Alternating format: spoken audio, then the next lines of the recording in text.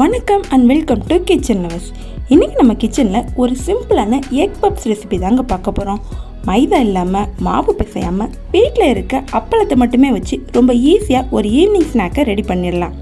இந்த egg puffs எப்படி செய்யுதுன்னு பார்க்குறதுக்கு முன்னாடி நீங்கள் இன்னும் நம்ம சேனலை சப்ஸ்கிரைப் பண்ணலைன்னா கண்டிப்பாக சப்ஸ்கிரைப் பண்ணிக்கோங்க. நீங்கள் பண்ணுற ஒவ்வொரு சப்ஸ்கிரைபும் எனக்கு ஒரு மோட்டிவேஷனாக இருக்கும். வாங்க இப்போ ப்ரிப்பரேஷனை பார்ப்போம்.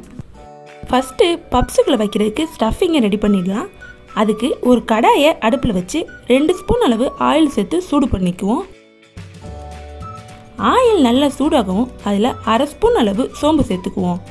சோம்பு நல்லா பொரியவும் அதில் 2 மீடியம் சைஸ் வெங்காயத்தை சின்ன சின்னதாக கட் பண்ணி வச்சுருக்கேன், அதை உள்ளே சேர்த்துக்குவோம்.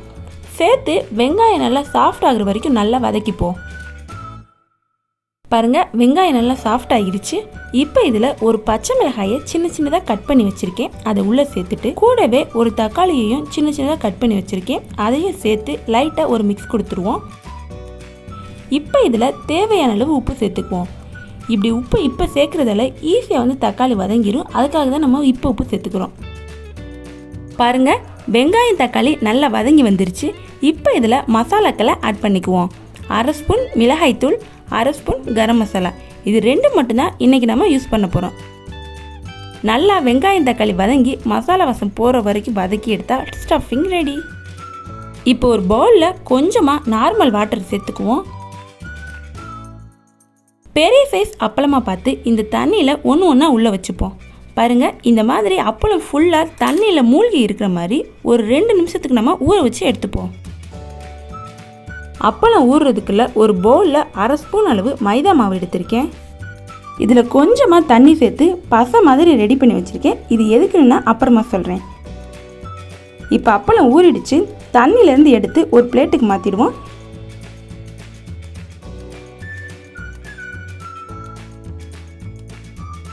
இந்த மாதிரி தள்ளி தள்ளி எடுத்து வச்சுடுவோம். 3 முட்டையை வேக வச்சு வச்சுருக்கேன், அதை 2ஆக கட் பண்ணிக்கலாம். இதை வச்சு நம்ம 6 பப்ஸ் வர ரெடி பண்ணிடலாம். ஊற வச்ச அப்பளத்தை ஒன்று இப்படி எடுத்து விரித்து வச்சுப்போம். அதோட சென்டரில் கொஞ்சமாக ரெடி பண்ணி வச்ச ஸ்டஃபிங்கை வச்சுடுவோம். அது மேலேயே கட் பண்ணி வச்ச ஒரு முட்டையும் இப்படி வச்சுட்டு சைடை இந்த மாதிரி மடித்து விட்டுடுவோம். மைதாவை கரைச்சி வச்சோம் இல்லையா, அதை இங்கே ஒட்டுறதுக்கு பசையாக யூஸ் பண்ண போகிறோம். இப்படி இன்னொரு பக்கத்தையும் இப்படி ஒட்டி விட்டுடுவோம். மற்ற 2 பக்கத்தையும் இதே மாதிரி ஒட்டி விட்டுடலாம். அவ்வளோதான், பொரிச்சு எடுக்க பப்ஸ் ரெடி. இன்னொன்று செஞ்சு கட்டுறேன் பாருங்கள். அப்பளத்தோட நடுவில் ஸ்டஃபிங்கை 1 ஸ்பூன் வச்சு அது மேலேயே முட்டையை வச்சுட்டு ஒரு பக்கத்தை மடிச்சுட்டு மைதாவால் தடவி இன்னொரு பக்கத்தையும் அது மேலேயே ஒட்டி விட்டுறணும். மீதம் இருக்க 2 பக்கத்தையும் இதே மாதிரி ஒட்டிடுவோம். ஒட்டும் போது நல்லா கேப் இல்லாமல் ஒட்டணும், இல்லைன்னா உங்களுக்கு பப்ஸு ஆயில் குடிக்க ஆரம்பிச்சிடும். ஒரு கடாயில் பொரிக்க தேவையான அளவு ஆயில் சேர்த்து சூடு பண்ணிக்கலாம். ஆயில் நல்லா சூடாகவும் பப்ஸை ஒன்று ஒன்றா உள்ளே சேர்த்துக்குவோம்.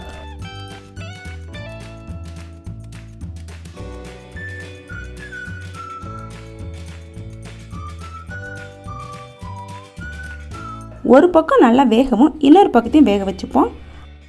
அப்பளம் ஈரமாக இருக்கிறதால எண்ணெயில் போட்டதுமே ஒட்டும், அது ஒன்றும் பிரச்சனை இல்லை. நீங்கள் கரண்டி வச்சு லேசாக எடுத்திங்கனாலே வந்துடும்.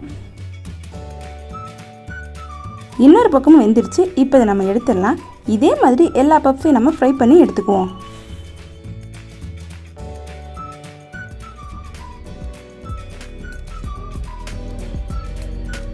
அவ்வளோதாங்க, டேஸ்டியான எக் பப்பட் பப்ஸ் ரெடி. வீட்டில் இருக்க சிம்பிளான பொருட்களை வச்சு ரொம்ப கம்மியான டைமில் இதை சூப்பராக ரெடி பண்ணிடலாம். டேஸ்ட்டும் சூப்பராக இருக்கும். இதை கண்டிப்பாக ட்ரை பண்ணி பார்த்துட்டு டேஸ்ட் எப்படி இருந்துச்சுன்னு கமெண்ட்டில் சொல்லுங்கள். இந்த மாதிரி சூப்பரான வீடியோஸ்லாம் நீங்கள் மிஸ் பண்ணாமல் பார்க்கணுன்னா நம்ம கிச்சன் லவர்ஸ் சேனலை சப்ஸ்கிரைப் பண்ணிவிட்டு அந்த பெல் ஐக்கானே ஆளில் வச்சுக்கோங்க.